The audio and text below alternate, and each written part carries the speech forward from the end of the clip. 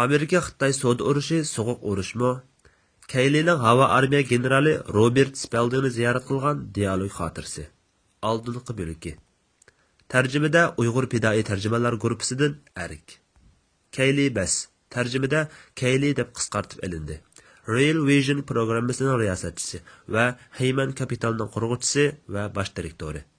Uning Steve Bannon qatorliq Amerika-Xitoy munosabati va keyingi diplomatiya yo'nalishiga ta'sir qiladigan bir turkum kishilar bilan olib borgan suhbati biz Uyg'urlarning bo'libmi Uyg'ur siyosatchilari va tashkilotchilarining o'qib chiqishiga va muhokama qilishiga arziydi. Diqqat qilishga arziydigan bir nuqta shuki, bu suhbatda mayli Keyli bo'lsin yoki general Robert bo'lsin, vatanimizda elib berilayotgan irqiy qirg'inchilikning qanchalik darajada qo'rqinchli ekanligi to'g'risida dalillik mazmunlarni tilga olib, qayta ta'kidlagan. Xalqaro dardimizni anglatish va mustaqillik yo'limizda bu xil kishilar bizning kam bo'lsa bo'lmaydigan do'stimiz. Biz Uyg'ur faoliyatchilarining bu xil kishilar bilan quyuq munosabat o'rnatib, ham minnatdorligimizni yetkazish, ham texnik akademik saviyada hamkorlik olib berish uchun izlanib beqishni umid qilamiz. General Robert Spalding Amerika dengiz armiya generali, Amerikaning Xitoyda turishliq harbiy diplomati bo'lgan. Xitoycha biladi. Kommunistlarning nurg'un ichki hujjatlarini ko'rib chiqqan. Kommunistlar va Xitoy haqida cho'nqur ma'lumoti bor harbiy va siyosiy arbob. Uning yaqinda Maxfiy urush, Stealth War degan kitobi nashrdan chiqqan. Bu kitob maqolada tilga olingandek Xitoy to'g'risida nurg'un maxfiyatliklar va hozirgi qiziq nuqtalarni o'z ichiga olgan. Buningmi Amerikaning mushu sohadagi Uyg'urlar va yig'ilish lagerlari fojiasi tilga olingan kitob. İngilizce bildiğin qarindoshlarning setib olib o'qib chiqishini tavsiya qilamiz. Hürmet bilen Uyg'ur pidoi tarjimonlar guruhidan Arik tarjimasi. 2019 yili 15 noyabr Gollandiya. Keyli.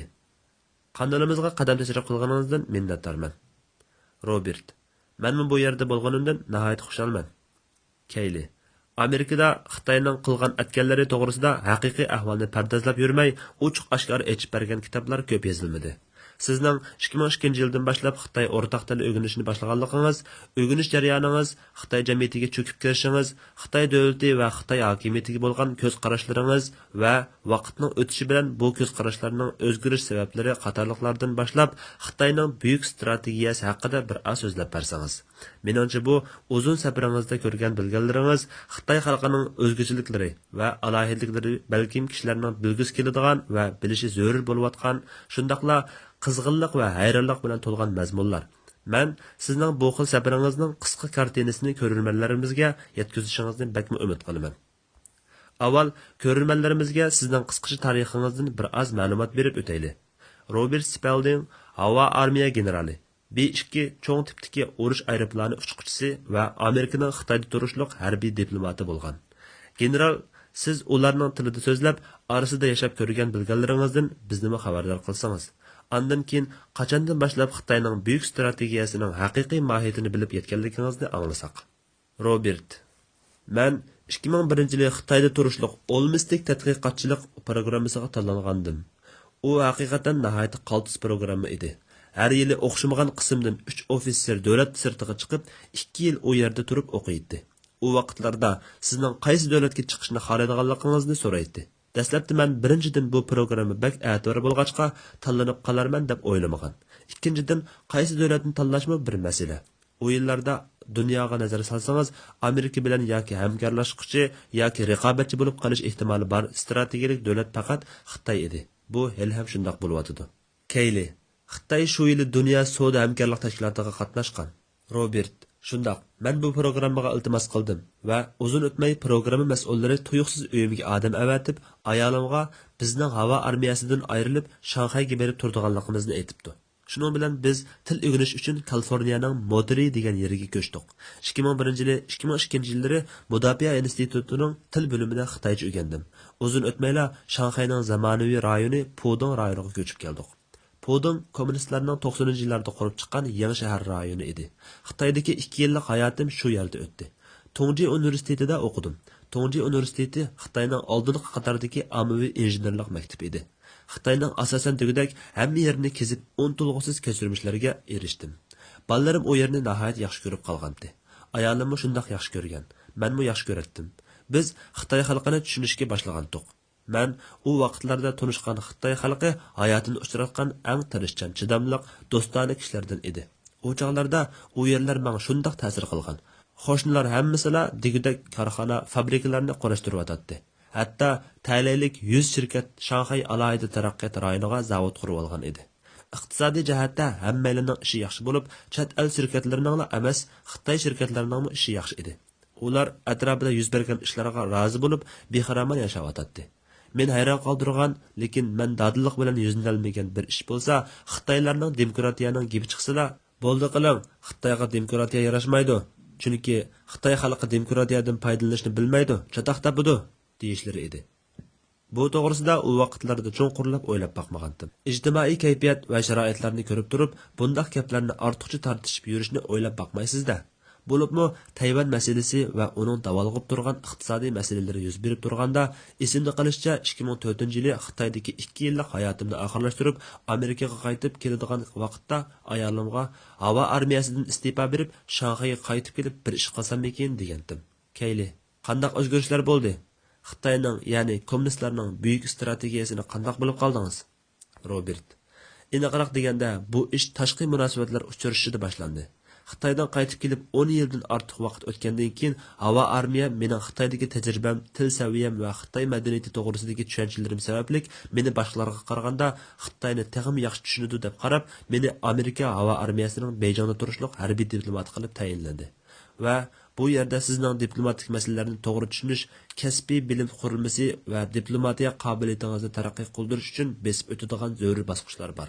Bu jarayondagi birinchi qadam bo'lsa, nomzodning harbiylikdan kelib chiqqan bo'lishi edi. Bu hayotimda tunji qatim savdo va pul muomala sohasiga qadar cho'nqur aralashib beqishim edi. Bu jarayonda ta'lim kelib Xitoydagi chet el hisobot fondini boshqaradigan biraylar bilan tushlik tamoqda birga bo'ldik. Tamoq jarayonida Xitoyning kelgusi ahvoli to'g'risida paranglashdik. Ularning tijorat ahvolidan jazm qildimki, Xitoyning iqtisodiy turg'un holatda bo'lib, o'sish andizisining oxirgi bosqichiga kelib qolgan. Ularning amdi yuqori qo'shimcha qimmat yaratish xarakteridagi iqtisodni yana davomlashtira olishi nihoyatda mushkul edi. Ammo qarish taraf menga, "Yo'q, siz xatolashyapsiz. Ular sal demini olib, yana yuksaladi va dunyodagi eng kuchli iqtisodiy kuch va eng kuchli davlat bo'lib qoladi" dedi. Meningcha bu qarashning ilmiy asosi yetarlik emas, deb raddiya qaytargan edim. Amerikaliklardimi bizda eng yaxshi sistema bor, eng yaxshi andizi bor, biz har qanday qiyinchiliklardan o'tib keta olamiz deydigan o'zini cho'ng tutish xohishi bor edi. Ammo rostini aytganda, mening vaqtida his qilolmaganim Xitoy ma'rifidimi Amerikadagiga o'xshash kayfiyat bor ekan. Shunda qilib, Amerikaning Xitoydagi birlashma guruhining maslahatchisi sifatida Xitoyga bordim. Dal shu vaqtlar mening harbiy diplomatik haqiqiy ma'nosini bilgan vaqtim edi. Xitoyni aniq deganda kommunistlar hokimiyatini tadqiq qilishga boshladim. Ularning partiya nizomnomasini o'z ichiga olgan partiya hujjatlarini ko'rishga boshladim. Kayli. Demak, harbiy taraf sizga maxsus harbiy diplomatiya tarbiyasi bermagan. Faqat sizga ularni tushunib olishingiz uchun sharoit va material manbasi bilan ta'minlagan. Shundaqmi? Robert. Amaliyotda undaqmi emas? Men 40 yildan beri hech o'zgarib boqmagan. O'xshash qalbdagi o'lchamlik diplomatiya usullarini o'rgangan. Bizga o'rgatilgani shu. Agar sen yig'ib olish lagerlari masalasi, ichki a'zolarning majburiy elinishi qatorli Xitoyning salbiy masalalarini tilga olmoqchi bo'lsang, ayrim paranglash. Ochiq oshkora so'zlama. Hayron qolarliqi Xitoyning bizdan talab qilayotganimi shu edi. Ular shundoq biz sizlarning inson haqlari, demokratiya, erkinlik deganlarga ishonganliklarini bilamiz. Faqat bularni ommaviy so'rovlarda tilga olmanglar. Bu hammamizga foydali. Bo'lmasa sizlar bilan ochiq oshkora ko'rishib bo'lolmay qolamiz. Biz fikrlarni cho'qim o'ylashimiz, ammo ayrim so'zlashayli deyishatdi. Bizga o'rgatilayotgan bir-birining chavusini chiqib yaymaslik diplomatiya qoidasi bilan mening kommunistik xizmatdashimning nimalarni deyish, nimalarni demasligim to'g'risida mendan talab qilayotganlari amaliyotda o'xshash chiqyotdi. Mundaqcha aytganda, ikki davlat o'rtasida nimalarni deyish demaslik to'g'risida kommunistlar allaqachon bir diplomatiya lug'ati tuzgan va bu lug'atni bizga singdirib bo'lgan ekan. Kayli, haqiqatan hayron qolarliq. Demoqchi bo'lganingiz, ular Xitoydagi bayonotlarni emas, dunyoning har qanday yeridagi o'zi haqidagi bayonotlarini Global Times, Genwa, Taichin degandek media vositalari orqali kontrol qilib o'tibdi-da. Siz ularning Amerikaning harbiy diplomatiya lug'atiga qadar qo'l suzganligini, hatto siz Xitoydagi vaqtda shundoq bo'lib bo'lganligini da'vatisiz. Robert. Shundoq, Shi Jinpingning doim deydigan bir gapi bor. Yer sharlashish. U davosida doim bizga yer sharlashish kerak, ejutilgan bozor kerak, bizga hammalarning ittifoqligi kerak deydi. Keyli. Bizning melimizga dunyoning hamma yerda yer sharlashgan uchuq bozor kerak. Ammo bizning bozorimiz buningdan mustasno demoqchi ekanda. Robert. Men bu nuqtani Nyu-Yorkdagi nihoyat ko'p odam yig'ilgan bir qatimliq muhim diplomatiya yig'inida ondan haqiqiy tushundim. 2014-yilning kuz fasli Pentagonda edim. Kommunistlarning partiya nizomnomasini o'qib qoldim. Harast, bu yerda kommunistik partiya nizomnomasi va Xitoy Xalq Jumhuriyatining nizomnomasi deb ayrim ikki nizomnoma bor. Ko'pinchilar bu yerda ikki nizomnoma borligini bilmaydi. Keyli, qandaqsiz bundoq bo'ladi? Robert, siz bir davlat va u davlatning egisi, davlatning egilik huquqi to'g'risida o'ylasangiz, masalan, aytaylik, Amerikada davlatning egisi degan uqumga kelsak, davlat ishxonasi, ya'ni hukumat, diplomatiya nuqtasidan davlatning egisi sifatida vazifa o'taydi. Yana biri u davlat manfaatiga munosabatlik bo'lgandala, ondan Amerikaning davlat egisiga vakillik qiladi. Ammo siz MFA bilan so'zlashganda bo'lsa, undaq emas. Keyli, MFA degan nima gap? Robert. Xitoyning tashqi ishlar ministerligi, masalan, siz Xitoyning mudofaa bo'limi hisoblanadigan xalq ozodlik armiyasi bilan so'zlashgandami, hokimiyat darajasidan qaraganda davlatning egisi bilan ko'rishgan bo'lmaysiz. Xalq ozodlik armiyasi amaliyotda hukumatning bir qismi emas. Ularni qurolliq partiya desak texmi uyg'un. Sizcha davlatning egisi nima ish qiladi? Xitoyda davlatning egisi pulni kontrol qiladi, soqchini kontrol qiladi, harbiyni kontrol qiladi. Ya'ni hamma narsani mohiyatda kommunistlar kontrol qiladi. Hokimiyatning bir parchasi bo'lishga tegishli prezident deb atalayotgan Shi Jinping kommunistlarning raisi sifatida davlatda yuz berayotgan ishlarning hammasiga qaror berdi.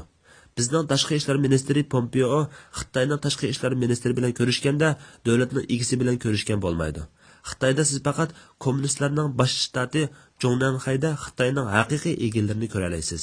Faqat oz sondagi alohida imtiyozi bor odamlarla u yerga kirib chiqa oladi. Bu siz faqat kommunistik partiyaning yaqin do'sti bo'lsangiz, andin mumkin bo'ladigan ish.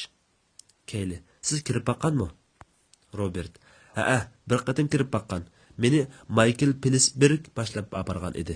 Balki men birdan-bir kommunistlarning bosh shtabiga qadam bosib baqqan Amerika harbiy diplomati bo'lishim mumkin. Keyli. Ko'rishishda nima ishlar bo'ldi? Robert. Ko'rishishdagi ba'zi ishlar meni bakla hayron qoldirdi. Kommunistlar Berlin timi yiqilgandan keyin, bo'libmi so'g'uq munosabatlar urushi oxirlashgandan keyin kommunistik partiyalar tarix betidan tushib qoladi deb qaragan ekan.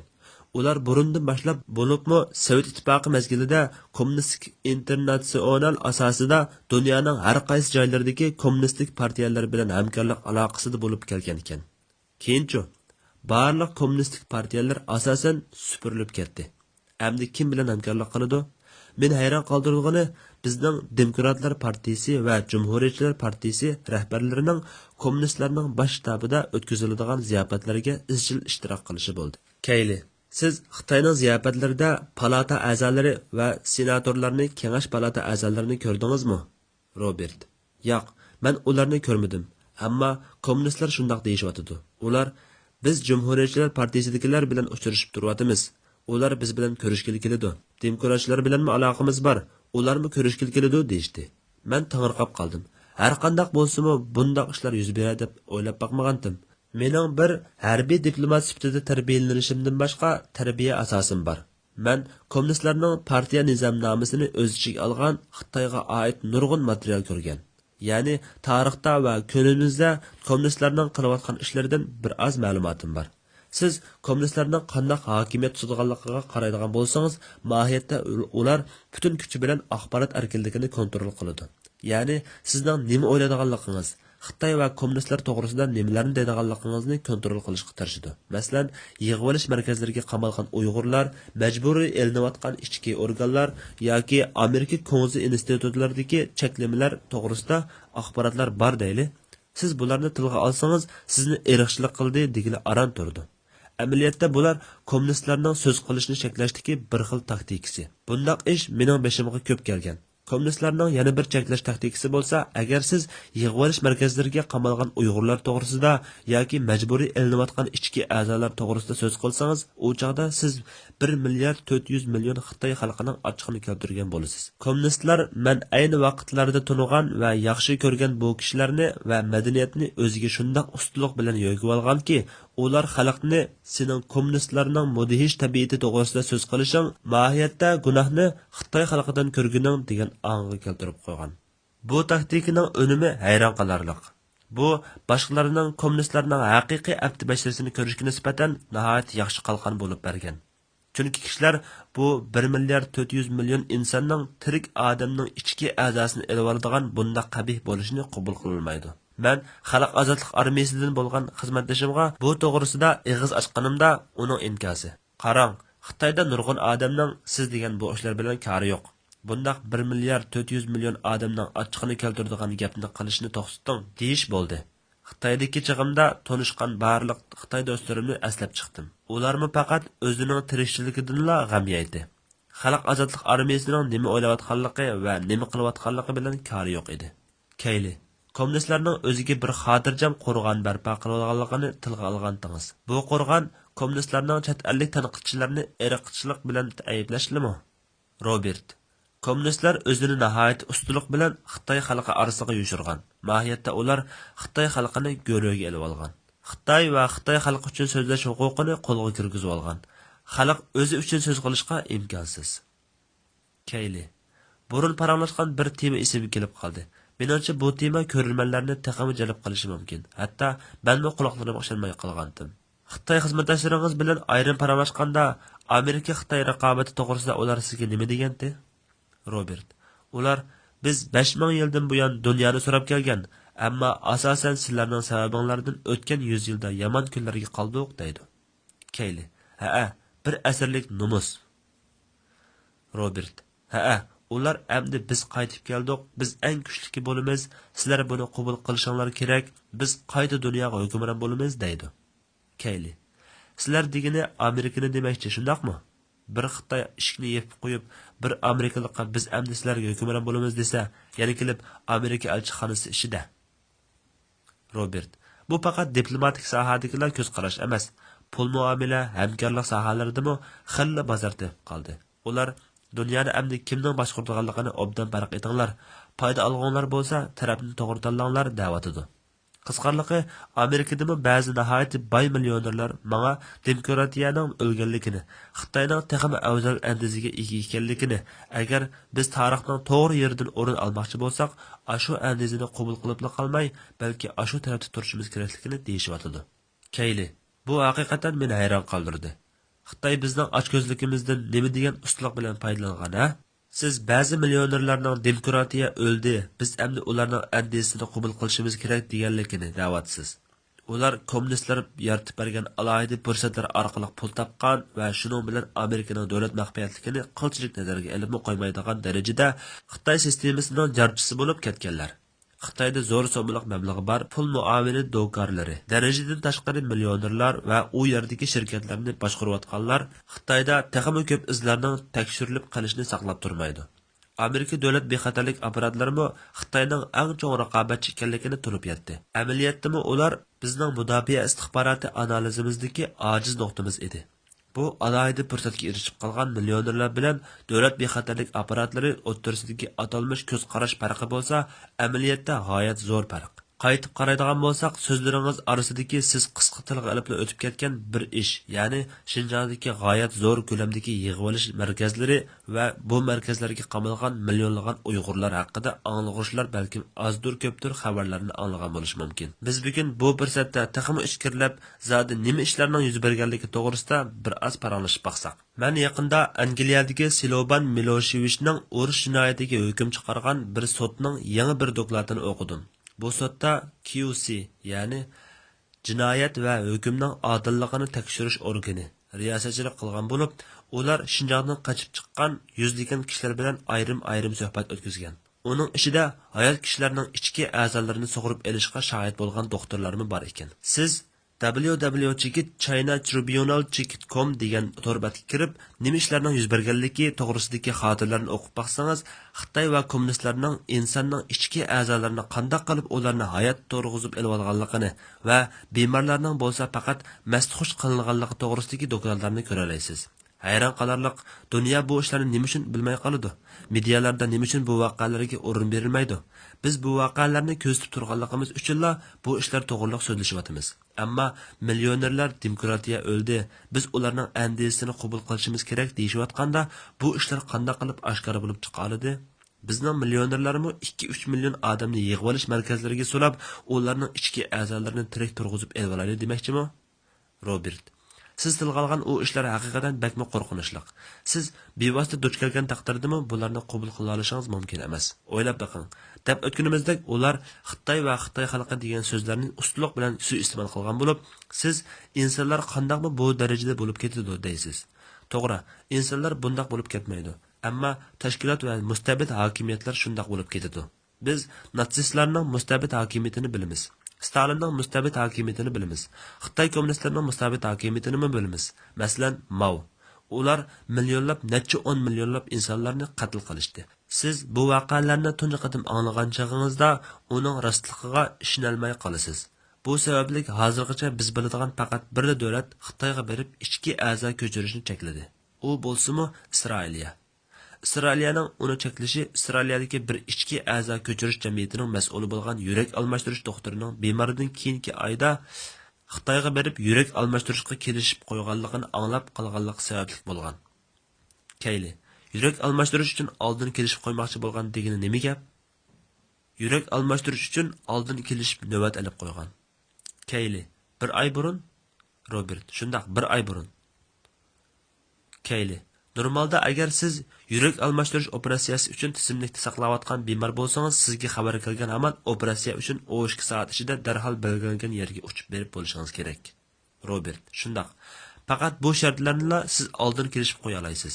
Yurak doktori hayron qolib, "Sening oldin kelishib bo'ldim deganing nima gap?" deb so'rabdi. Shundaq qilib u tekshirishni boshlabdi. Oxirida uning ulashgan uchi Xitoy xalq ozodlik armiya doktorxonasi bo'lib chiqibdi. Ya'ni ular setayotgan ichki a'zolar bo'lsa, mohiyatda Falun Gongchilar, Uyg'urlar va ba'zi xristian muxlislarning ichki a'zolari. Bu yerda faqat sizning ichki a'zolaringizning mos kelish kelmaslik masalasilar mavjud. Ba'zi kishilarning Xitoydan chiqib olgandan keyin o'zlarining qamalganda dinasining tekshirilganligi va ultra ovoz apparatiga tushirilganligini deb berganligidan Angliyadagi bir tashkilot bu ishlarning hali ham da'vo qilayotganligini jazm qilgan. Keyli, Xitoydagi vijdon mahbuslari deyilganlar ashu turli diniy guruhlar, asonliq millatlar va farqli fikrdagi guruhlar bo'lib, ular qon tekshirish va ultra ovozliq tekshirish qilinganligini yozib chiqargan. Bu Xitoyda hamma mahbuslarga majburiy bo'lib, kommunistlarning ozodlik armiya doktorxonasida xohlagancha tanlab olg'ili bo'ladigan zapas ichki a'zo ambirining manbasi bo'lib qolgan. Robert, u Isroiliyalik doktor bu ishning izchil davom qilayotganligini bayqab qolgan. U irqiy qirg'inchilikdan qutulib qolganlarning avlodi bo'lish sifati bilan bu ishlarning qanchalik qo'rqinchli ekanligini tushungan. Siz bu yerda natsistlar hokimiyati vaqtidagi ahvol bilan kommunistlarning hozir yurgizayotgan siyosatining nihoyatda o'xshaydiganligini aslida bayqay olasiz. Meningcha bu kommunistlarda axloqiy o'lcham, insonning qadri, kishilik huquqini nazorat qilish degandek ishlarning aslo yo'qligini ochiq ko'rsatib berdi. Bundoq insoniylikqa zid ishni faqat eng razil partiya tashkilotlari qiladi. Bu hargizmi Xitoy xalqining razil bo'lganligidan emas, faqat ularning huquq va kontrol qilishga yeris bo'lganligidan. Mohiyatda ishlar shundoq. U Isroiliyalik doktor Isroiliyani Xitoyga berib ichki a'zo ko'chirishni cheklatkizadi. Hozirgi siz Isroiliyadan ichki a'zo almashtirish uchun Xitoyga bora olmaysiz, ammo boshqa yerdan bora olasiz. Keyli, ya'ni agar siz Amerikada yoki Yevropada bo'lsangiz, Xitoyga berib ichki a'zo almashtirmoqchi bo'lsangiz, kelishibli bora olasiz. Siz faqat kimga telefon qilishni bilsangiz va telefon qilib putisha olsangiz bo'ldi. Robert, shundoq. Deng Xiaopingning Xitoy tarixida tajribadan o'tgan shaxsning foyda qo'g'ilish istagi bilan kommunistlarning manfaatini bog'lashdek, bu potensial taktikani achish uchun kommunizmni qanday ustunlik bilan pardozlaganligi haqiqatan hayron qolarliq. Bu jamiyat va taraqqiyoti va iqtisodiy yukselishdagi nihoyat unumli bir formula. Bizning hozir bu formulada o'lishimiz bor. Burunmi o'lishimiz bor edi. Kommunistlar biz sizlarning ba'zi sohalarda boy bo'lishinglarga yo'l qo'yamiz, ammo boshqa sohalarda bizning deganimiz degan bo'ladi deyishidi. Keyli. Ya'ni biz boy bo'lishni xohlaydigan kishilarning beyishiga yo'l qo'yamiz va ularni kommunistlarning sodiq qo'lg'usilari qilib chiqamiz. Texmi muhimi Xitoy andisining, ya'ni kommunistlarning dunyo lobbiychilari qilamiz demoqchi. Demisimi Amerikaning savdo dunyosida eng chong Xitoy lobbiychilari dal ba'zi amerikalik millionerlar. Robert. Ikkinchi dunyo urushining oxirgi vaqtlariga nazar solsak, biz barpo qilmoqchi bo'lgan demokratiya prinsipi, xalq ozodligi, inson haqlari, qonun bilan boshqarish qatorliq ideyalar erkin savdo bilan darqamda bo'lib qo'l tutishib davom qilib kelgan. Bu yerda erkin savdo yoki yer sharlishish bo'lib qolmay, ashu tub ideyalar asosida barliqqa kelgan. Bu prinsiplar va o'z taqdirini o'zi belgilash prinsipi bor edi. Bularning hammasi Birlashgan Davlatlar Tashkiloti xotirasida, hujjatlarida bor. Keyli. Kommunistlar faqat erkin savdoning gapini qilib, boshqani cho'riytinglar. Biz faqat pul tepish madaniyatini yaratmoqchi.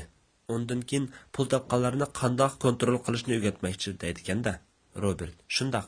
Agar ularning deganidek axloqni bir yoniga qayrib qo'ysang, inson haqlari, xalq erkinligini bir yoniga tashlab qo'ysang, u chaqda sening Falun Gong bilan shug'ullanganlarni ispusini qo'ymay yo'qotinglar degan Xitoy davlat rahbari Jiang Zemindan nim farqin qiladi? Kommunistlar shunda qilib ham o'ziga kelgan tahdidni yo'qotdi, ham ozodlik armiyasining yenini tomlash uchun fursat yaratib bergan bo'ldi. Ular bizni Falun Gongchilarni yo'qtinglar dedi. Ular orqali pul topmanglar demidi deyishdi. Ular bu terrorlikdan savdo paydo qildi. Xitoyda siz faqat kommunistlarga xiris qilmasangizlar, ishlaringiz o'z o'rnida mangdi. Masalan, fentanil savdosi yaxshi misol bo'lalaydi. Fentanil Xitoydagi yadrolik dorigarlik zavodlariga o'xshash zavodlarda ishlab chiqarildi. Bu ularning yana bir savdosi. Davomi bor.